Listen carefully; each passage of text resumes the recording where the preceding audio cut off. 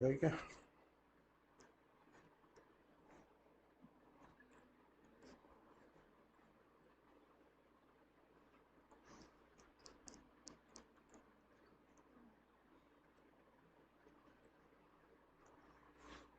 Hello students, स्वागत है आपका मेंटोर जी क्लासेस में। मैं विजय फिर आपके साथ जुड़ गया हूं बजाने नीट का DJ. Children, we are indulging in NEET UG 2024 and we are guiding the students in all the subjects that you require in physics, chemistry, as well as biology. In the same series, I am going to explain biomolecules, a very important and complicated chapter of class 11 and very important for NEET UG. Certain 3 to 4 questions will come from this chapter. So let's start this chapter and understand the basic priority of this chapter line by line. Biomolecules, that means molecules found in the living system. So that means we are talking about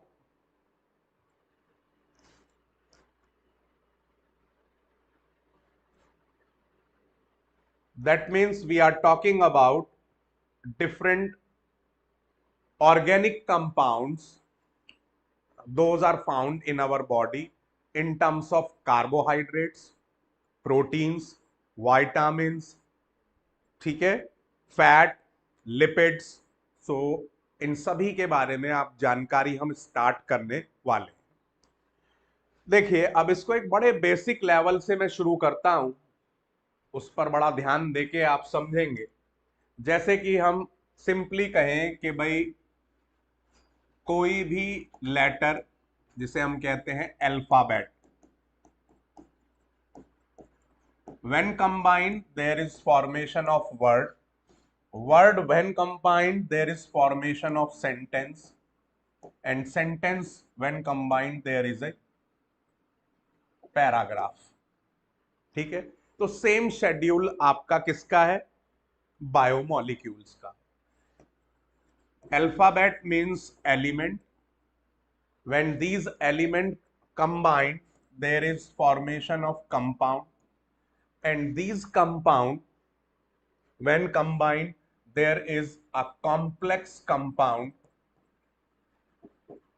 ठीक है, and that complex compound we have a biomolecule। ठीक है, अब ये biomolecule, अब for example जैसे कि हमने लिया carbon, hydrogen, oxygen, nitrogen, phosphorus, sulphur. ज्यादातर हमारे सारे के सारे ऑर्गेनिक कंपाउंड्स इन एलिमेंट से लिस्ट अप हो जाते हैं, पूरे हो जाते हैं। जैसे कि इनसे हमारा कंपाउंड बना ग्लूकोज, ठीक है जी, इनसे हमारा कंपाउंड बना अमीनो एसिड, इनसे हमारा कंपाउंड बना आपका ग्लिसरॉल और अल्कोहल। ठीक है, अब इनसे जैसे कि आपका ग्लूकोज से बन जाएगा, हमारा बन गया स्टार्च। ठीक है जी, ऐसे ही आपका अमीनो एसिड से बन गया प्रोटीन। ठीक है जी, अब इसी तरीके से आपका अल्कोहल इनसे बन गया हमारा लिपिड।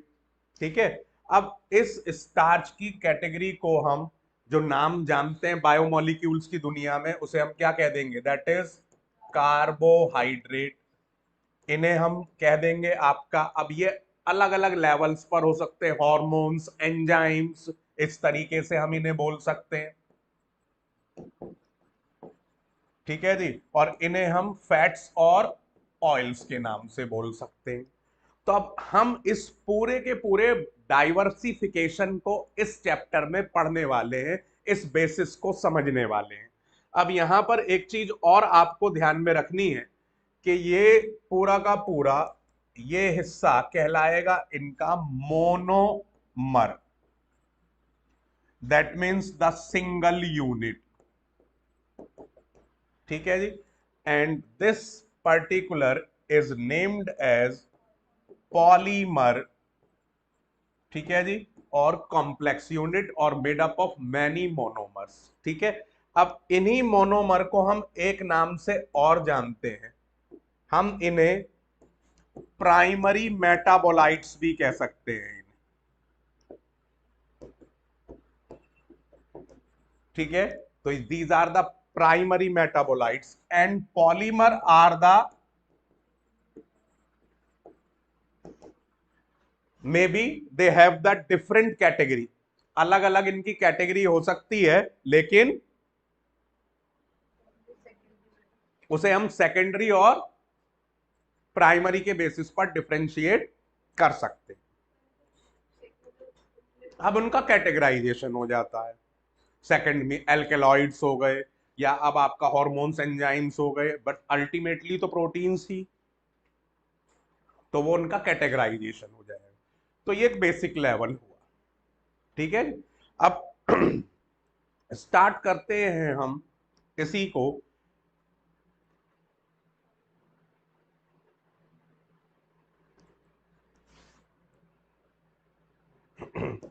अब सबसे पहला आता है,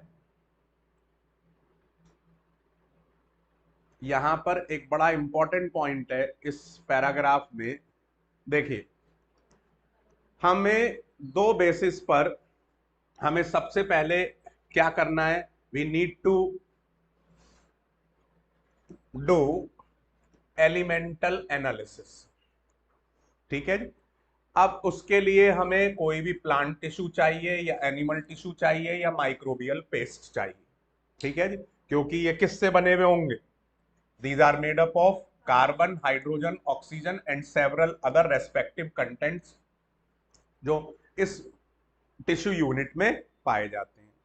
अब यहां पर क्या आता है, देखो नॉन लिविंग के अंदर भी कार्बन है और लिविंग के अंदर भी कार्बन है, कार्बन तो दोनों के अंदर है भाई, इनऑर्गेनिक भी है ऑर्गेनिक भी है। तो किस बेसिस पर हम उनको डिफरेंशिएट करेंगे, तो बेसिस क्या है, concentration, relative concentration inorganic compounds की अर्थ क्रस्ट में ज्यादा होगी, हमारे शरीर में यानी कि ऑर्गेनिज्म में कम होगी, और वहीं हम कहें ऑर्गेनिक कंपाउंड्स की रिलेटिव कंसंट्रेशन ऑर्गेनिज्म में ज्यादा होगी, अर्थ क्रस्ट में कम होगी, ठीक है। समझ में आ रही है बात। तो देखिए यही चीज ये दे रखी है कि all the elements present in the sample of earth crust are also present in the sample of living tissue, however closer examination reveals that relative abundance of carbon and hydrogen with respect to other elements is higher in living organism than in earth crust। तो ये एक बड़ा important point है जो MCQ की form में आपसे पूछा जा सकता है। नेक्स्ट देखिए जी, अब यहां पर ये आपको बता रहे हैं कि how to analyse chemical composition, ठीक है। तो इसके लिए हमने क्या किया, वही कोई भी लिविंग टिश्यू ले लिया हमने,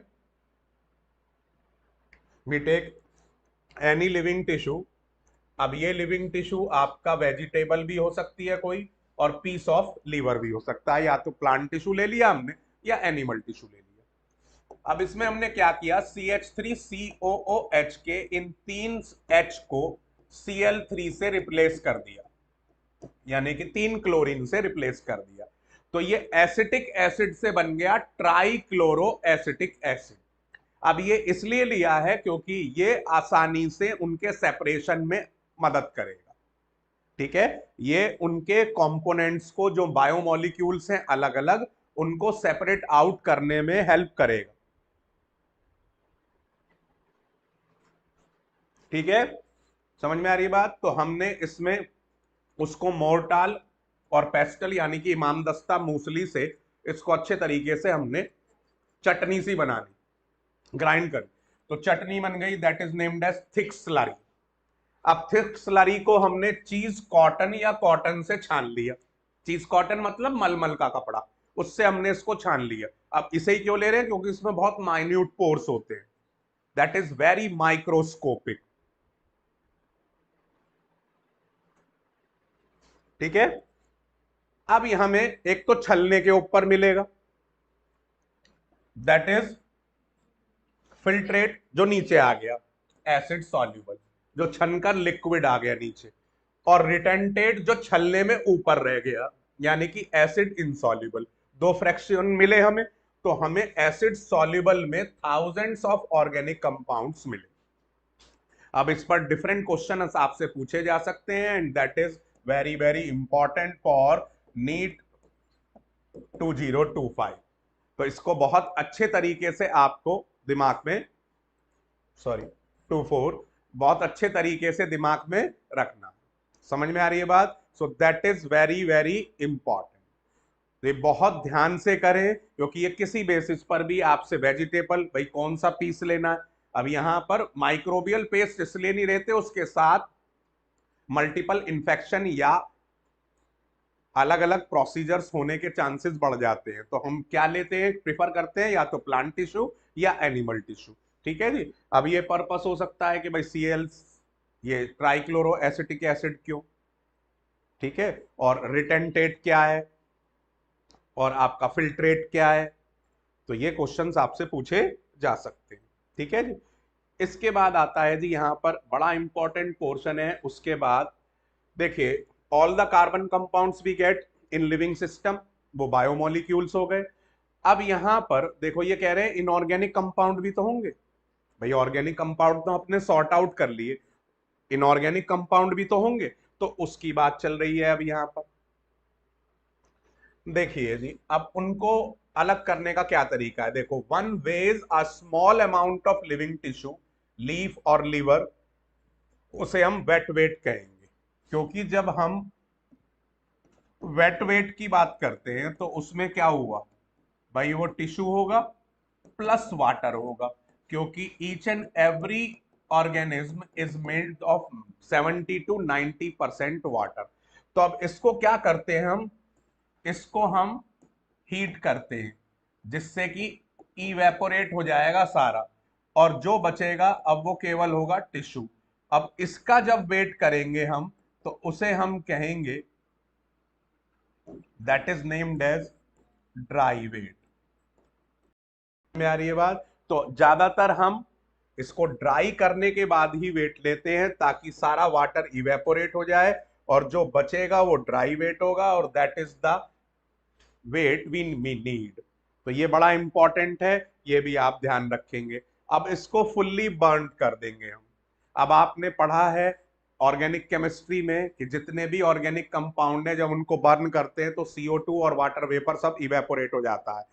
तो जो बचेगा क्या हुआ, सारे ऑर्गेनिक कंपाउंड तो ऑलमोस्ट फुर हो गए, बचा क्या, जो ऐश बचेगी, जो राख बचेगी उसके अंदर, क्योंकि CO2 वाटर वेपर निकल गए, अब जो बचेगा वो ऐश है, और ऐश के अंदर क्या होगा, इनऑर्गेनिक कंपाउंड्स ही होंगे, कैल्शियम मैग्नीशियम के। इनऑर्गेनिक कंपाउंड्स होंगे सल्फट, सल्फेट, और ये हाँ एक चीज और, ये सल्फेट और फॉस्फेट एसिड सॉल्युबल में भी मिले हैं, ये वहां लिख लेना, एसिड सॉल्युबल में हमें इनऑर्गेनिक कंपाउंड सल्फेट्स और फॉस्फेट्स भी मिलते हैं एसिड सॉल्युबल में। ठीक है, क्लियर? ठीक है, चलें आगे। अब नेक्स्ट देखिए जी, अब हम स्टार्ट करते हैं अमीनो एसिड से। ठीक है, पहला हम क्या ले रहे हैं, अमीनो एसिड। अब देखिए बड़े ध्यान से, इसका बड़ा आसान तरीका मैं आपको समझा रहा हूं, बहुत ही अच्छे तरीके से ये क्लियर हो जाएगा। What is it, methane. ठीक है, अब अगर हम इसके एक हाइड्रोजन को तो is replaced by R, means alkyl group, किसी भी एल्काइल ग्रुप से रिप्लेस कर दे। ठीक है, एक hydrogen is replaced bye NH2 group, that means amine group, that is basic in nature, you all know. और एक हाइड्रोजन को हम is replaced bye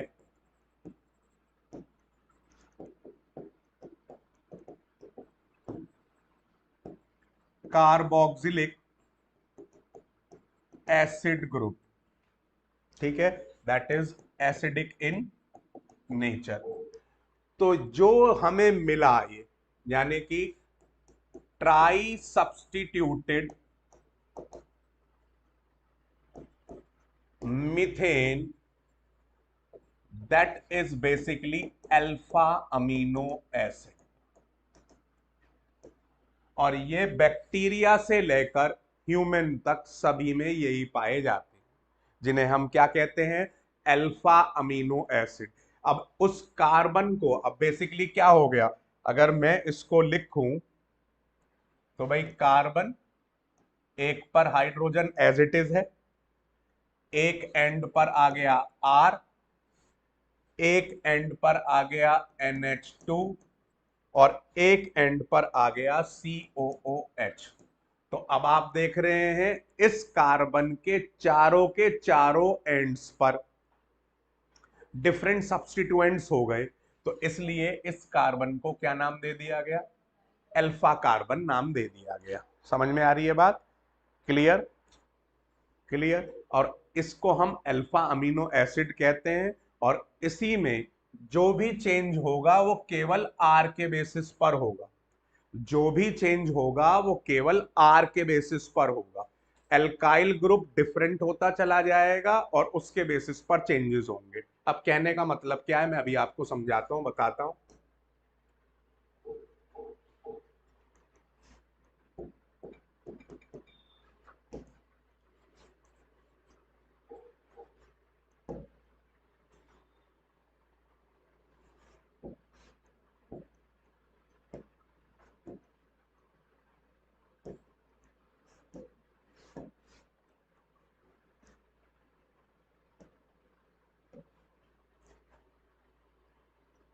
halo alkanes, दूसरा अल्कोहल, तीसरा अमीन्स, एल्डिहाइड कीटोन चौथा।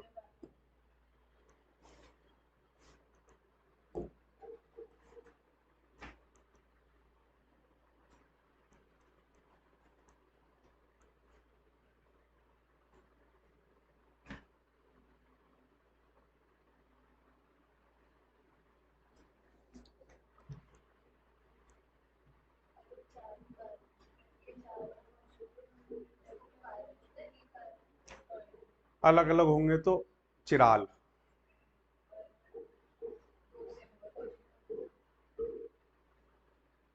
अब देखिए ये आपको यहां दिया हुआ है, अब इसमें इसके दो तरीके। अब देखिए आर की जगह एच आ गया, ठीक है, तो उसका नाम होगा ग्लाइसिन। ये इसका 3 लेटर कोड है GLY, और 1 लेटर कोड है इसका G।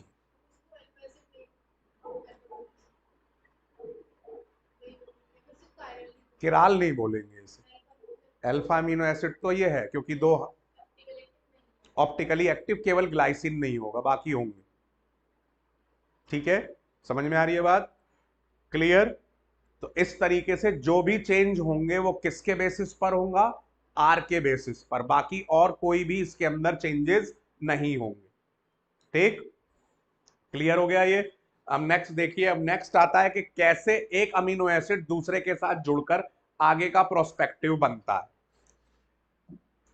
अब सपोज कीजिए हमने एक ले लिया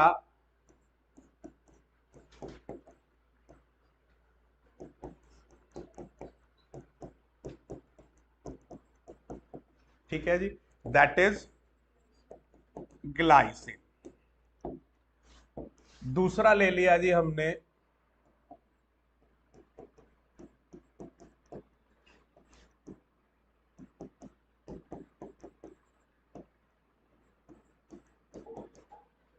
ठीक है जी एलएनई।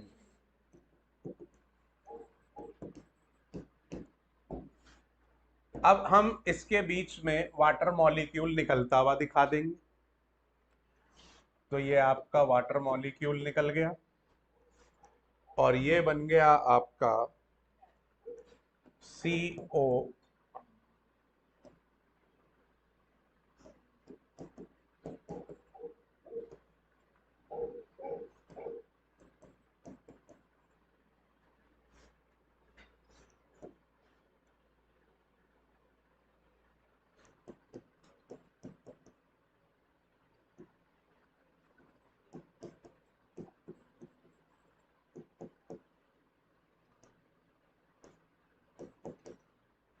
ठीक है जी। तो इस तरीके से ये आपका कंपाउंड जो बनेगा उसका नाम होगा डाइपेप्टाइड। तीन एक साथ जुड़ जाएंगे ट्राइपेप्टाइड, चार एक साथ जुड़ जाएंगे टेट्रापेप्टाइड, पांच एक साथ 100। ठीक है जी। अब इसमें दो वाला डाइपेप्टाइड और उसके बाद 2 से लेकर 10 मॉलिक्यूल्स वाले को हम ओलिगोपेप्टाइड कहते हैं और उससे ऊपर पॉलीपेप्टाइड हो जाएगा आपका। ठीक है। और जो ये बॉन्ड है इसे हम बोलेंगे पेप्टाइड बॉन्ड, और ये पूरा का पूरा क्या कहलाएगा? डाइपेप्टाइड कहलाएगा। अब इसकी नेमिंग कैसे होती है? इसकी नेमिंग होती है इस तरीके से कि जो आपका पहला होता है उसको हम लेते हैं उसके 3 लेटर ग्लाई, और जो अगला होता है उसका पूरा एलेनिन, तो इसका नाम हो जाएगा ग्लाई एलेनिन। इस तरीके से मान लो एलेनिन पहले लेते इसको बाद में लेते हैं, एले ग्लाइसिन हो जाता। तो उससे ये एक मेथडोलॉजी बना रखी है जिसको हमें फॉलो करनी है, जिसके बेसिस पर। ठीक है जी। अब यहां पर बड़ी इंपॉर्टेंट बात यह है कि जो प्रोटीन बन रहा है वो कैसे बन रहा है। अब देखो भाई, प्रोटीन कैसे बना? अल्फा अमीनो एसिड, ठीक है जी, इससे बन गया आपका डाइपेप्टाइड, डाइपेप्टाइड से oligopeptide, oligopeptide convert into polypeptide and polypeptide gives you protein. तो ये कंपोनेंट हो गए। अब मुद्दे की बात यहां पर क्या है कि these proteins always be heteropolymer, ये कभी भी कोपॉलीमर नहीं हो सकते और ना ही होमोपॉलीमर हो सकते। बहुत इंपॉर्टेंट बात है। Homopolymer alanine alanine alanine alanine alanine सारे मॉलिक्यूल्स, या ग्लाइसिन ग्लाइसिन ग्लाइसिन, और इसमें ग्लाइसिल एनेलिन आ गए, कोई भी दो आ गए। वो दो वाला भी नहीं है, तीन वाला भी नहीं है, मल्टीपल वाले ही हैं सारे, जिसमें सभी तरीके के मिलते हैं। तो ये डिफरेंस है होमोपॉलीमर और कोपॉलीमर में। समझ में आ गई बात? क्लियर? ठीक है। अब उसी बेसिस पर प्रोटीन्स की स्ट्रक्चर को अगर हम फॉलो करें तो भाई प्रोटीन आपका, जो प्रोटीन है वो बेसिकली अलग अलग स्ट्रक्चर की इसकी हम बात करें तो प्रोटीन भाई आपका 4 स्ट्रक्चर हो गई प्रोटीन की। पहली लीनियर, दूसरी कॉइलिंग होनी शुरू हो गई, सेकेंडरी, तीसरी में आपका और सुपर कॉइलिंग हो गई, और चौथी में आपका सुपर सुपर कॉइलिंग हो गई। ठीक है जी। तो ये हो गया जी आपका प्राइमरी, ये हो गया सेकेंडरी, ये हो गया टर्शरी, और ये हो गया क्वाटरनरी। तो इस तरीके से, ठीक है, मोस्ट कॉमन क्वाटरनरी। ठीक है जी। अब इसको समझाने के लिए हमने टर्शरी लेवल पर आए, उसको समझाने के लिए हम सेकेंडरी लेवल पर आए, उसको समझाने के लिए हम प्राइमरी लेवल पर आए। ये तो आप ये मानकर चलो एग्जिस्ट ही नहीं करती। नेचर में कोई भी प्राइमरी सेकेंडरी नहीं होता। आपको मैक्सिमम क्वाटरनरी और कुछ टर्शरी के भी मिल सकते, कुछ ना के बराबर, मैक्सिमम क्वाटरनरी ही है।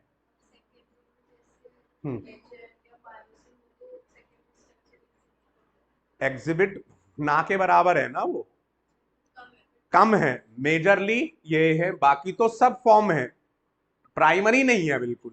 प्राइमरी का तो कोई मतलब ही नहीं है, ये भी मिलेगा ये भी मिलेगा, मोस्ट परसेंटेज इसकी, उससे लीस्ट ये, और सबसे कम सेकेंडरी, इस तरीके से बात है। अब यहां पर कैसे हम इसको रेक्टिफाई करेंगे, लेट्स सी।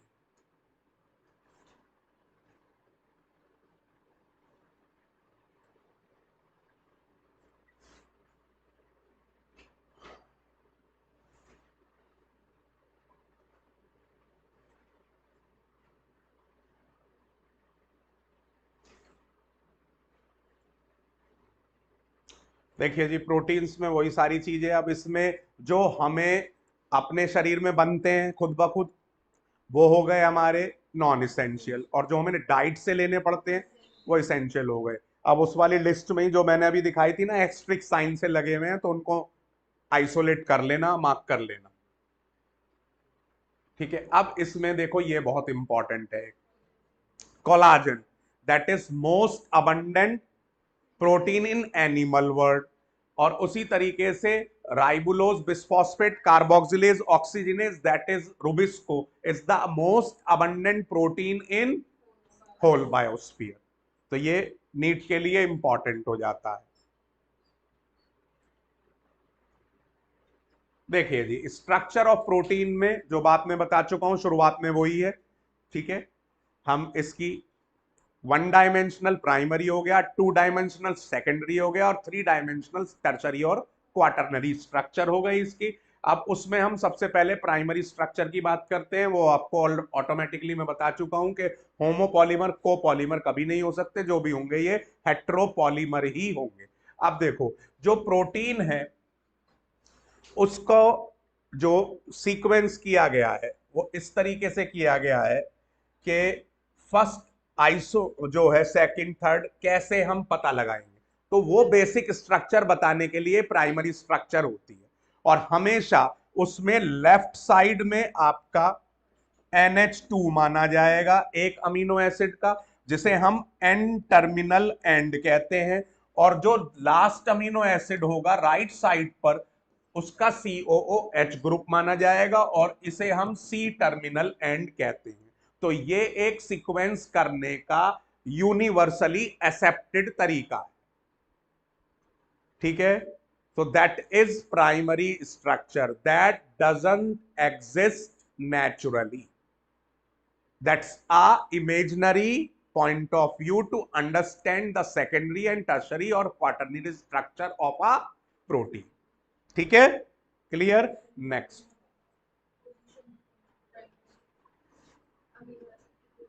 पोजिशनल इंफॉर्मेशन दे रहा है ये आपको कि कहां से आपको स्टार्ट करना है, फर्स्ट अमीनो एसिड कौन सा है और लास्ट अमीनो एसिड कौन सा है। ठीक, नेक्स्ट देखिए।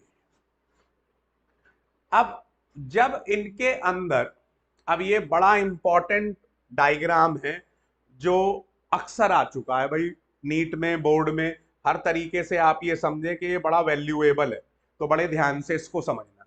अब इनकी अगर आपका, ये तो अभी तक रिजिड रॉड देखी हमने कि एक सीधा हो गया, लेकिन ये देखो स्पेशली दिया हुआ है, does not rigid rod through out. अगर ये रिजिड रॉड की तरह होगा तो एकोमुलेशन कहां से होगा उसका शरीर में, हजारों लाखों लाखों मॉलिक्यूल्स के मिलकर, अमीनो एसिड्स के मिलकर प्रोटीन बन रहे हैं। तो वो कैसे एकोमोडेट होंगे, क्योंकि सरफेस ए वॉल्यूम कम है, सरफेस एरिया ज्यादा है उसके अंदर, तो उसको भी तो एकोमोडेट करना है। तो there is a helical structure.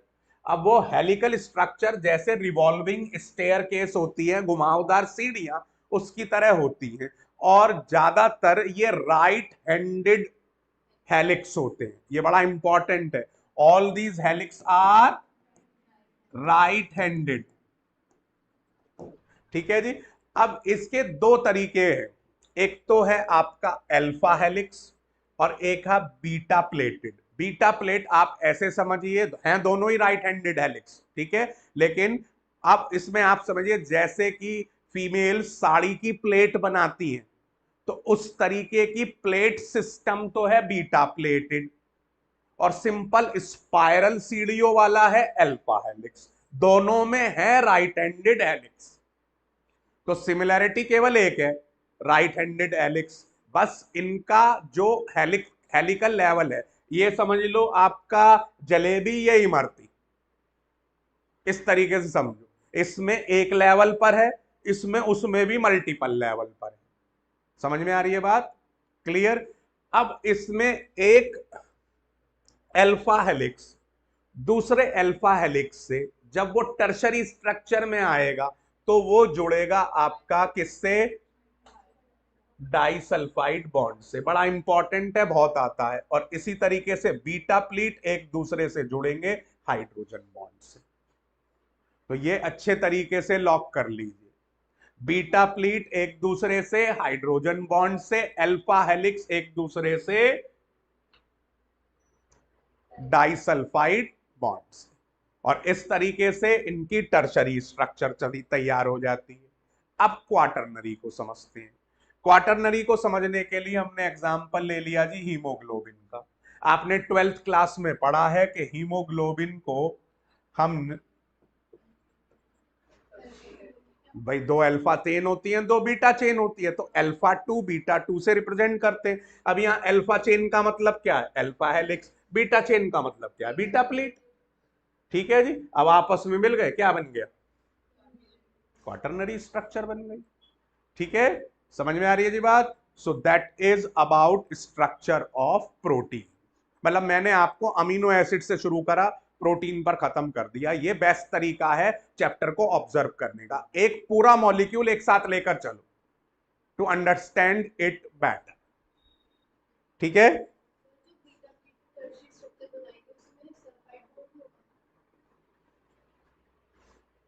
भैया बीटा प्लीट में आपका नहीं, ये एक दूसरे से आपस में देखो। अब उनकी और मल्टीपलरी या मल्टी डिसिप्लिनरी स्ट्रक्चर में और किससे क्या जुड़ता है उतना डिटेल नहीं है। मेरी बात समझ रहे हो? हम यहाँ बायोमोलिक्यूल्स पढ़ रहे हैं, बायोकेमिस्ट्री नहीं पढ़ रहे हैं। बस आपसे यही पूछा जाएगा बीटा प्लेट में किस बॉन्ड से जुड़ते हैं और अल्फा हेलिक्स किस बॉन्ड से जुड़ते हैं। इसके अलावा नहीं आने का कुछ भी, क्योंकि बुक में ही नहीं। तो आप भी उससे एक्स्ट्रा नॉलेज के लिए, अभी हम उस चीज पर नहीं चल रहे हैं, हम केवल एनसीईआरटी पर फोकस कर रहे हैं। तो आप भी उस पर फोकस करो, नहीं आने का बिल्कुल मैं श्योर, अब नहीं आ रहा। ठीक है, अब वापस चलते हैं जी। अब अगला है आपका, आप देखेंगे लिपिड्स। ठीक है, अमीनो एसिड के बाद आप देख, हाँ अमीनो एसिड में एक चीज और कर लीजिएगा, ज्यूटर आयन, बहुत इंपॉर्टेंट है वो।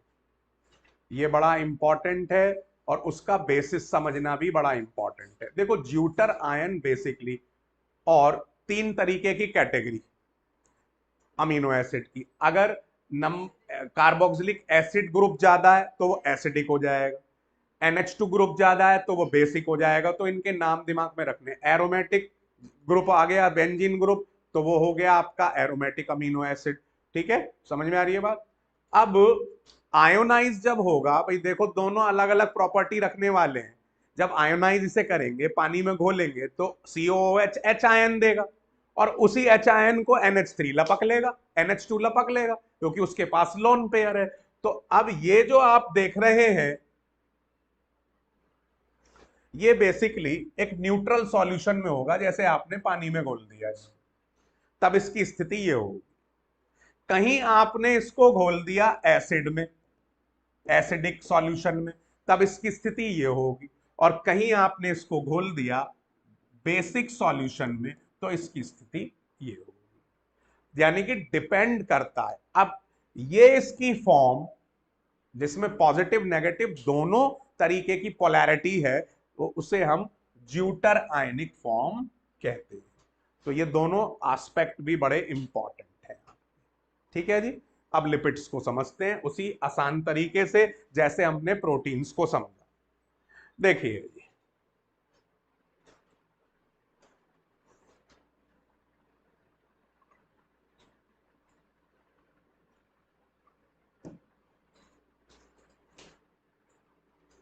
अगर हम CH3 CH2 CH3, ठीक है, ये है हमारा प्रोपेन।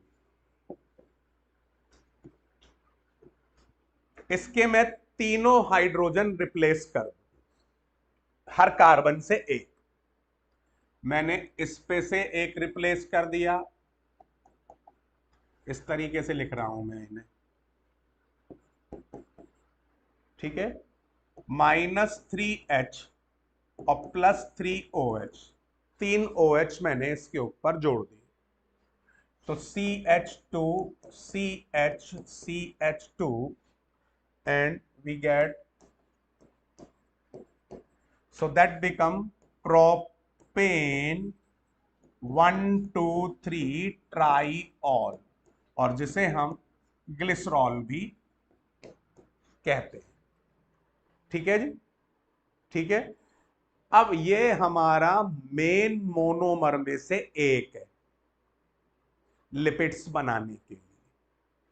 समझ में आ रही है बात? ठीक है। अब इसके साथ हमें जोड़ना पड़ेगा लॉन्ग एल्काइल चेन containing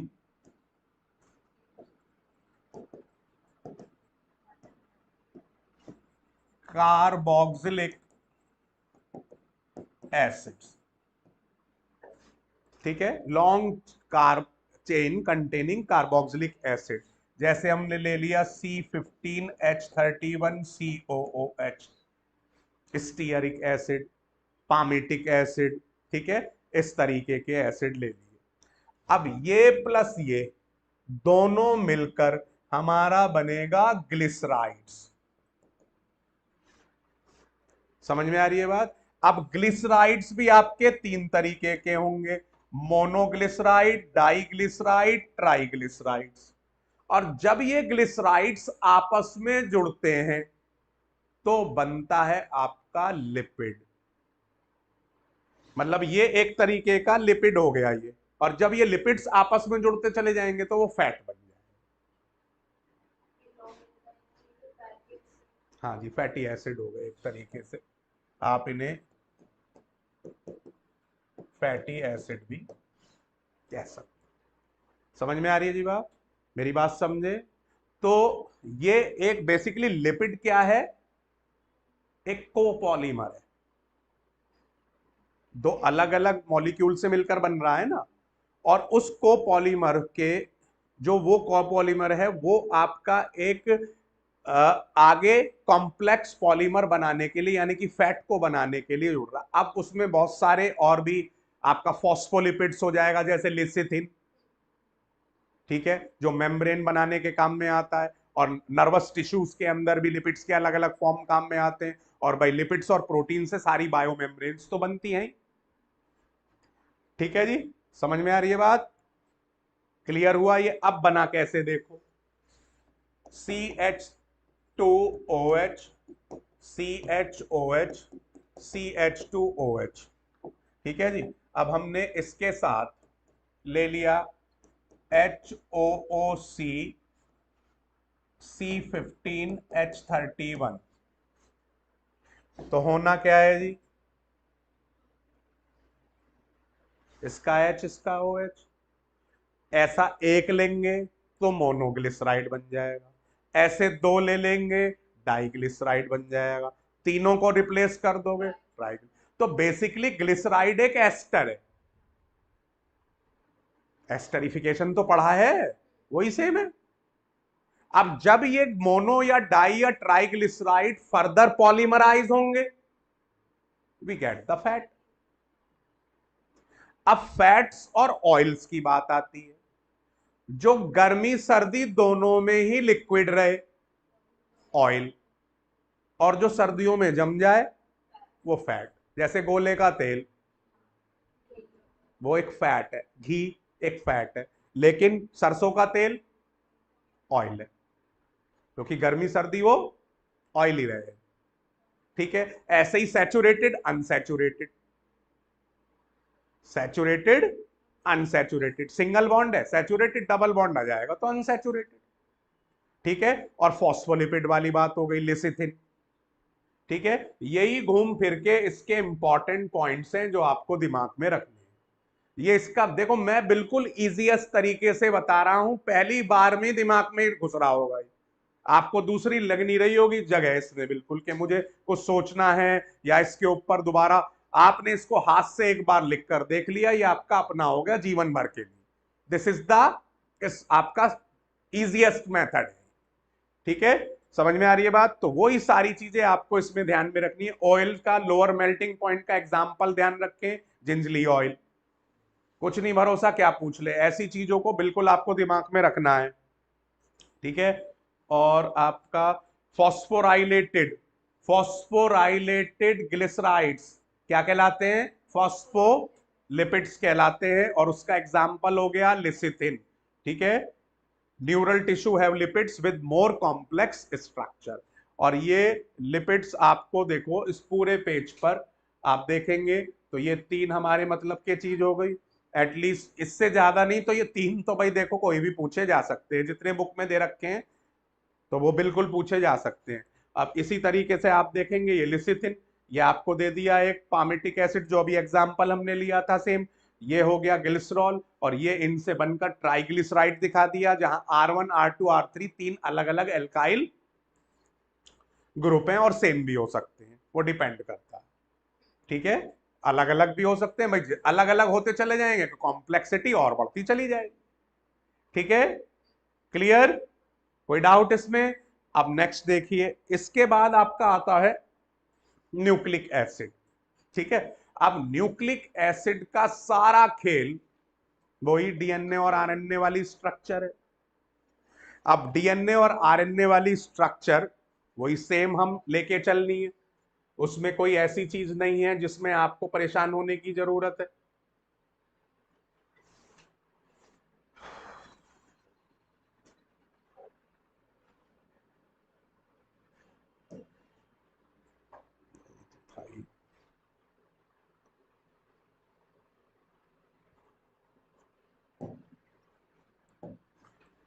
देखिए, न्यूक्लिक एसिड आप जानते हैं दो तरीके के होते हैं, एक डीएनए और एक आरएनए। ठीक है, अब जो इनका स्ट्रक्चरल एंड फंक्शनल यूनिट है that is named as nucleotide.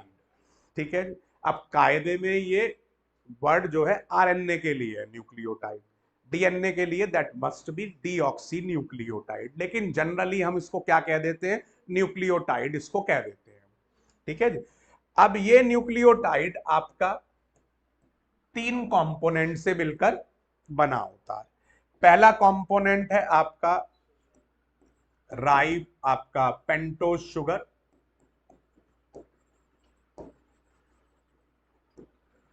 दूसरा हो गया नाइट्रोजनस बेस, और तीसरा हो गया जी फॉस्फेट ग्रुप। अब यहां पर आपको ध्यान में रखना है कि पेंटोज शुगर दोनों में अलग अलग होगी, डीएनए में और आरएनए में। डीएनए में होगी डीऑक्सीराइबोज और आरएनए में होगी राइबोज। अब क्या डिफरेंस है इसमें, साथ के साथ इसको नोटिस करते चलते हैं। दोनों मोनोसैकेराइड्स हैं, लिख लेना ये बात ब्रैकेट में। पेंटोज शुगर दोनों क्या है? ये मोनोसैकेराइड है। ये एक बड़ा ऐसा वर्ड है जो खूब बोर्ड खेलता है इसके साथ। तो देखिए जी, ये आपको दे रखी है, देखो यहां पर राइबोज शुगर, ध्यान से देखिए, दिस इज राइबोज शुगर। ठीक है, ये आपकी राइबोज शुगर है, that's a monosaccharide, 5 carbon monosaccharide है। जो कार्बोहाइड्रेट्स हैं वो आपके 3 से चालू हो जाते हैं, जो मोनोमर हैं कार्बोहाइड्रेट्स के वो 3 से चालू हो जाते हैं, 3 कार्बन वाले, 4 कार्बन वाले, 5 कार्बन वाले, 6 कार्बन वाले और 7 कार्बन वाले। ये मोनोमर्स की 3 से लेकर 7 तक के कार्बन वालों की लिस्ट है जो मिनिमम है। उनमें मोस्ट कॉमन 6 कार्बन वाले, जिनके 3 हैं आप जानते हैं, ग्लूकोज, फ्रक्टोज, गैलेक्टोज। ठीक है, तो यहां पर 5 कार्बन वाला जो मोनोसेक्राइड है वो हमारा किस में पाया जाता है? डीएनए और आरएनए में, जिस पेंटोज। पेंट मतलब 5 कार्बन। अब यहां पर ये अगर हमने कहा 1 2 3 4 5, ठीक है जी, 5 कार्बन हो गए। अब इस 5 कार्बन पर अगर OH ग्रुप है सेकंड कार्बन पर, तो वो आरएनए है, और यहीं पर OH की जगह आ जाए हाइड्रोजन, तो दैट इज डीएनए में हो जाएगा वो, ये राइबोज, और वो बन जाएगा डीऑक्सी राइबोज। बाकी कोई चेंज नहीं है। तो ये एक बड़ा इंपॉर्टेंट स्ट्रक्चरल डिफरेंस है जो डीएनए को आरएनए से डिफरेंशिएट करता है। ठीक है जी, नेक्स्ट देखिए।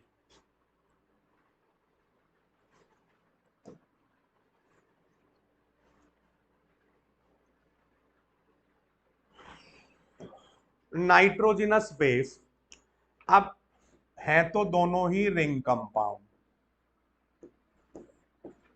ठीक है जी, वही हेट, अब ये है हेट्रोसाइक्लिक।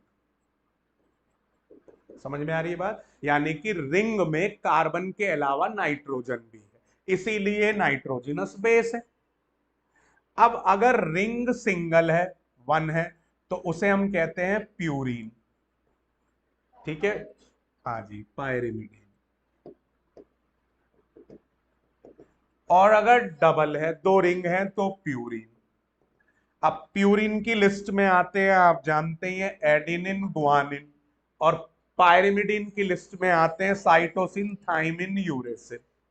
अब यहां पर फिर वही बात आएगी, डीएनए और आरएनए के बेसिस पर फिर यहां पर डिफरेंस होगा। डीएनए में होंगे आपके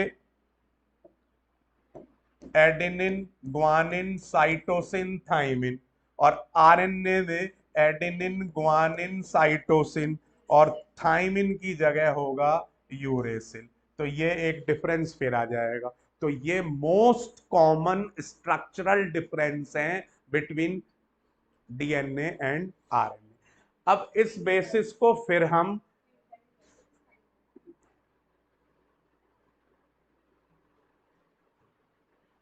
अब देखिए ध्यान से, आप देख रहे हैं यहां पर ये आपका दिया हुआ है प्यूरिनिक।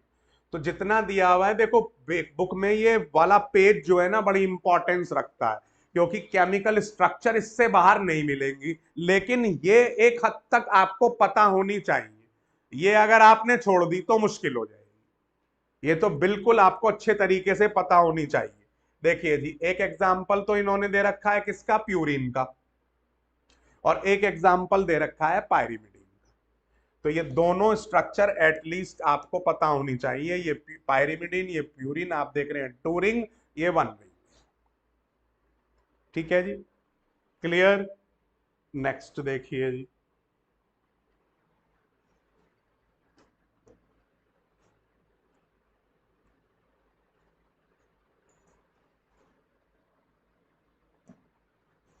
फॉस्फेट ग्रुप जो है that is in the form of H3PO4, phosphoric acid, और इसमें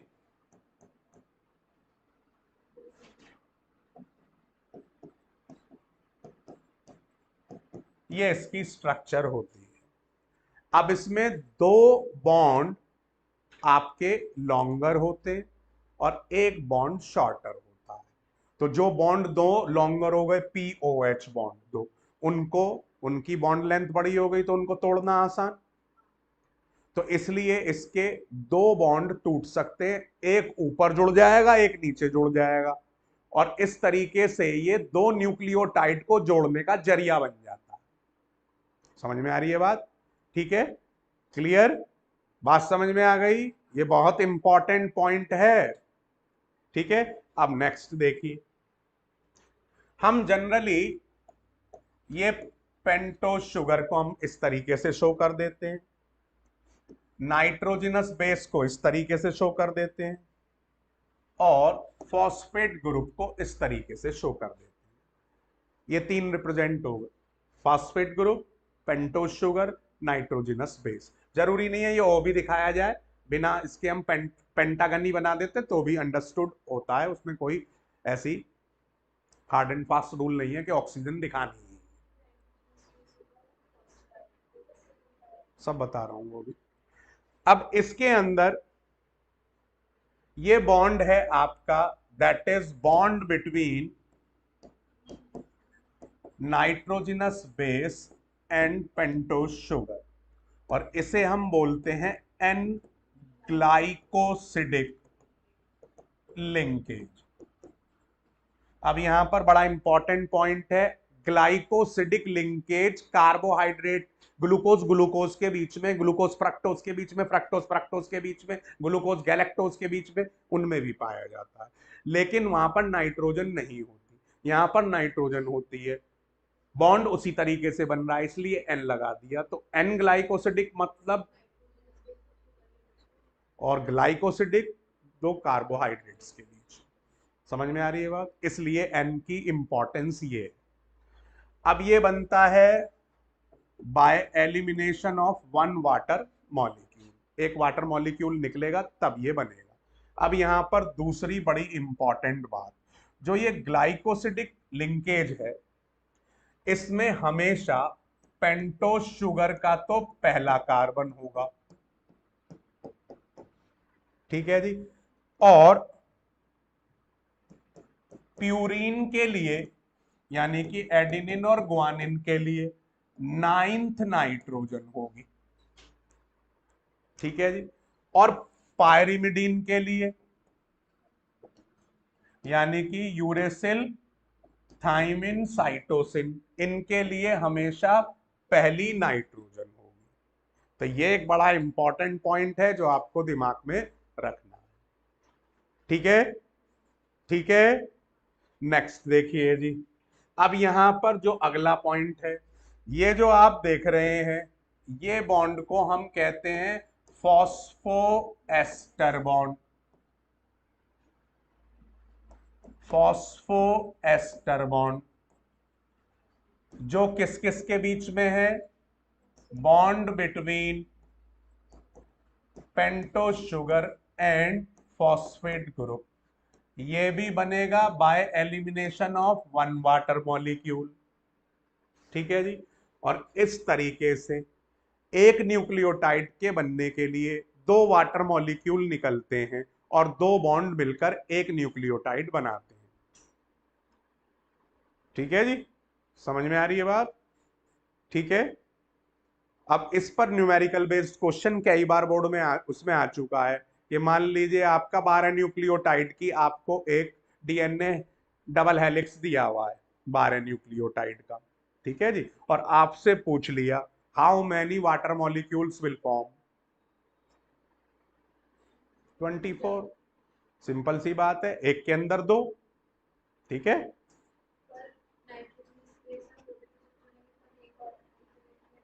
हाँ तो एक के लिए दो हो गए ना, 12 के लिए 24 हो गए। और वहीं आपसे पूछा जाए भाई फॉस्फोएस्टर बॉन्ड, तो 12 होंगे, ठीक है। वहीं आपसे पूछा जाए एन ग्लाइकोसिडिक लिंकेज, 12 होंगे, ठीक है। समझ में आ रही है बात? क्लियर। अब एक न्यूक्लियोटाइड को दूसरे न्यूक्लियोटाइड से जो बॉन्ड जोड़ता है उसे कहते हैं phosphodiester bond, 3-5 phosphodiester, correctly 3-5 phosphodiester bond more correctly, ठीक है। 3-5 फॉस्फोडाइएस्टर बॉन्ड मोर करेक्टली, ठीक है। ओके, तो rest we will take tomorrow, और इसको हम कल वाइंड अप करने की कोशिश करते हैं। ऑलमोस्ट ये आपका मेजर पोर्शन इसका ऑलमोस्ट हमने कवर कर लिया है। कल इसके बाकी क्राइटेरिया को खत्म करके और इसको वाइंड अप कर देंगे। इसी तरीके से बच्चों जुड़े रहिए, मेंटोर जी के साथ अपने सब्जेक्ट्स को आसान बनाते रहिए और अपने नीट के रास्ते को आसान बनाते रहिए। मैं वीजे फिर आपके साथ जुड़ूंगा कल इसी तरीके से लाइव क्लास में, और हम बायोमॉलिक्यूल्स के बचे हुए सेक्शन को इजीएस्ट बनाने की कोशिश करेंगे। तो फर्क कल मिलते हैं और इसी तरीके से बायोलॉजी को इंटरेस्टिंग बनाते हैं।